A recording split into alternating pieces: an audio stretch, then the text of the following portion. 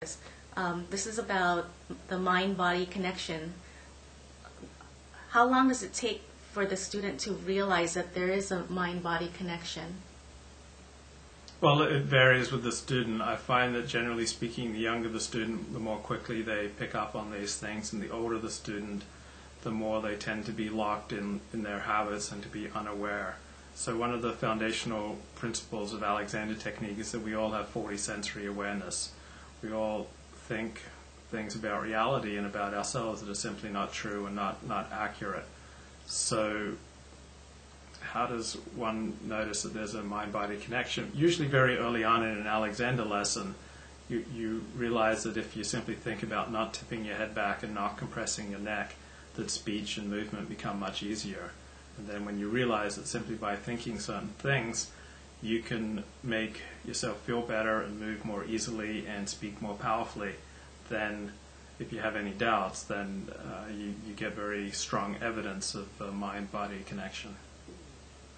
So posture and alignment, and that helps cure disease?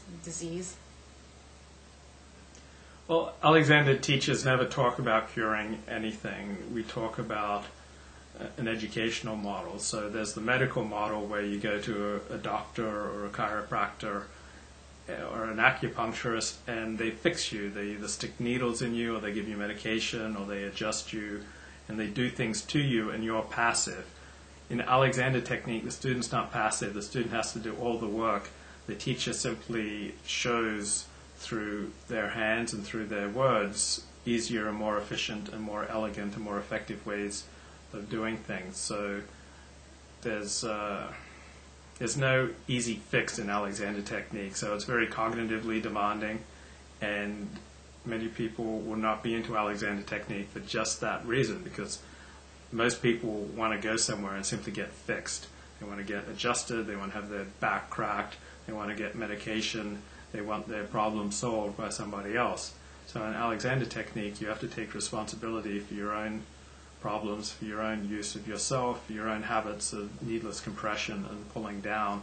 And so the Alexander teacher simply helps you become aware of things that you're doing to yourself. So right now I was feeling kind of an impulse to come down to your microphone like this, but I noticed myself compressing and pulling down coming into that microphone. Now if I come down and like this, it's going to take a toll on me because I'm like curving my back, and the back is not designed to be compressed in this way, so I'd be causing myself some difficulties.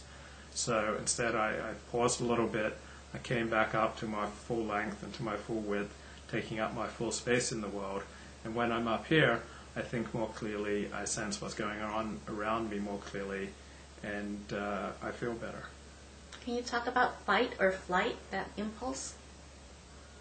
Yeah, so the fight or flight reflex is pretty common in every single individual. There are certain things that happen when you get a huge stimulus, such as a car headed your way, or someone comes into the room, waving their hands about, waving a knife, or a baseball's headed towards your head.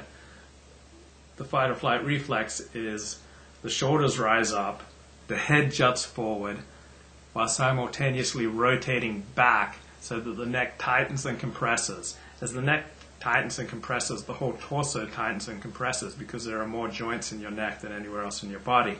So whatever going on in your neck is going to reflect itself throughout your body. So as the neck tightens and compresses, the whole torso tightens and compresses, and you're in fight or flight. Now this is a great position to fight out of or to flee from.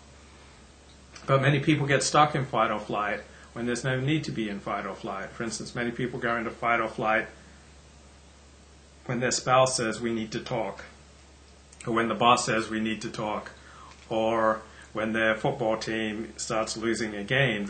People start pulling down, pulling in, compressing themselves. And many people, as they get older, they're stuck in fight or flight all the time. They walk around with their head jutting out, their shoulders rising high, their neck tightening and compressing, their whole torso tight and compressed, and they're a wreck. So with Alexander technique, we help people become aware of these habits of the shoulders rising up high and the head jutting forward, for instance, a chiropractor would call this FHP, forward head posture. So they have their own approach to this. In Alexander technique, we call it getting stuck in fight or flight. What is cognitive awareness, inhibition, and direction? What is that? So there are three foundations to the Alexander technique. There's awareness, inhibition, and direction. So I see my primary task as an Alexander teacher is to help the student to become aware of their habits of needless compression. So I see it as 60% at least of my job as a teacher is to help people become aware that right now as you're interviewing me, your head's tipping back and your neck's compressing, the shoulders are kind of slumping in, and so I want people to become aware of things they're doing that hurt themselves. Then inhibition in Alexander talk is not a psychological term so much as a neuromuscular term. So inhibition means you simply stop doing the things that hurt you. And then direction is when you send messages to yourself to come to your full length and to your full width in the world so that you're not compressed and contorted as you go through life. I feel almost like you're born with your body, and some bodies are built for yoga or dance, like people who are longer. So what is that? Yeah, some people, just no matter how much they're trained, they're never going to be a fast runner. And other people are going to never be able to do certain basic yoga positions. And other people are more suited for writing on a blog rather than dancing in the ballet. So we all have different capabilities and different strengths. What the Alexander technique does is it helps us to become aware of the things that are hurting us so that we can do whatever we do more easily and efficiently. So I'm not saying if you become a student of the Alexander technique that you'll go out and run a 4-minute mile or that you'll be able to do a full yoga set without injury. For instance, there was a big article in the New York Times Sunday magazine the other day about where one prominent yoga teacher in New York said most people in the Western world should not do yoga because they're simply not flexible. The Western world life of sitting in chairs does not promote the kind of flexibility that you need to safely do yoga, while in India, where people don't sit in chairs as much and they're in deep squats much of the time, then yoga is much more easy for them. So there are certain activities that you may not be well suited for. Some people perhaps should not be doing jogging because it's just too hard on them.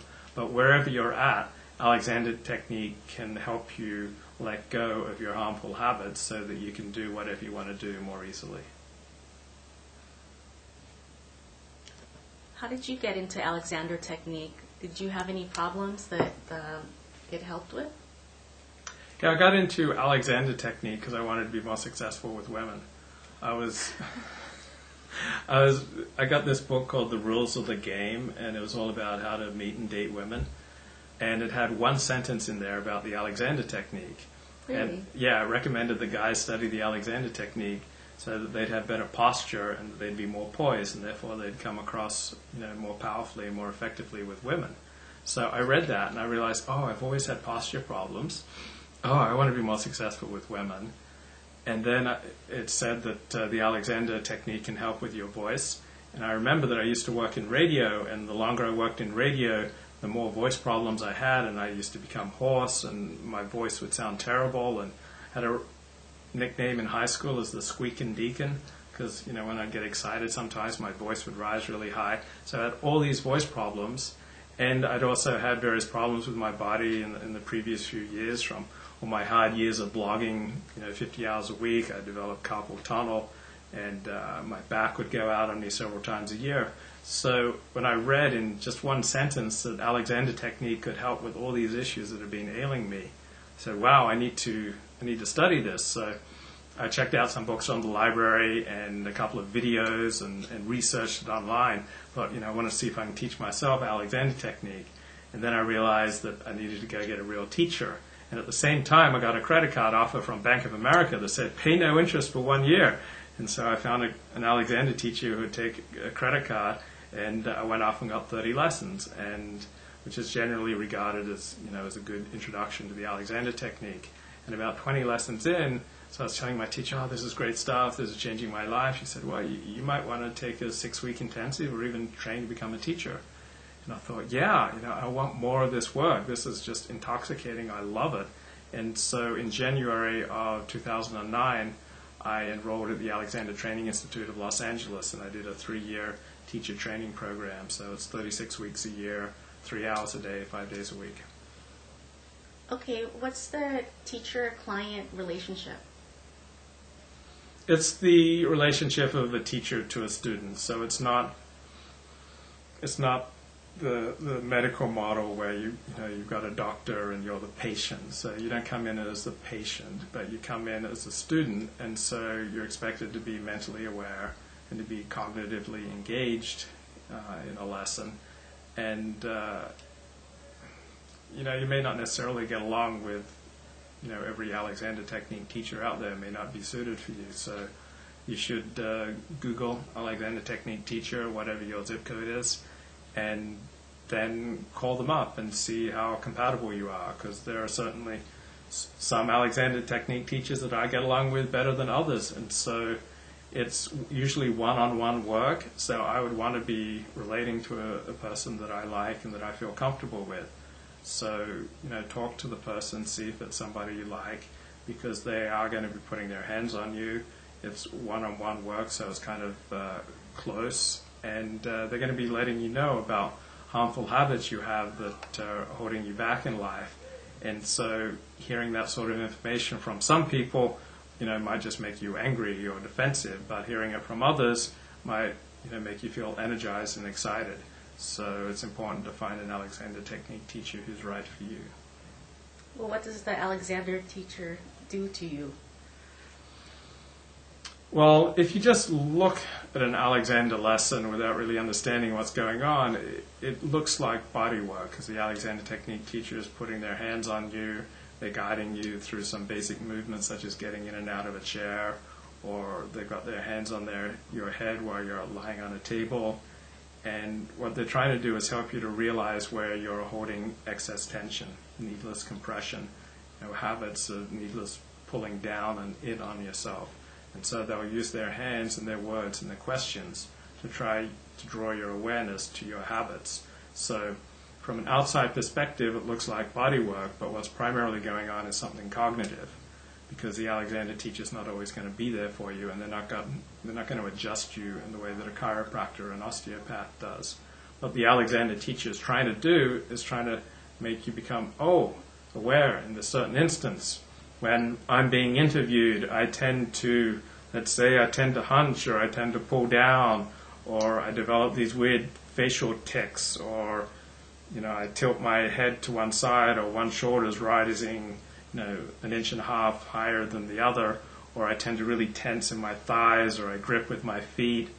Like, it helps you become aware of your habits that are holding you back. So the primary thing that's going on in an Alexander lesson is the teacher is trying to develop the pupil's cognitive awareness of how they're using themselves. So just as the way you drive your car affects the efficiency of your car, so too the way you drive yourself affects your own efficiency.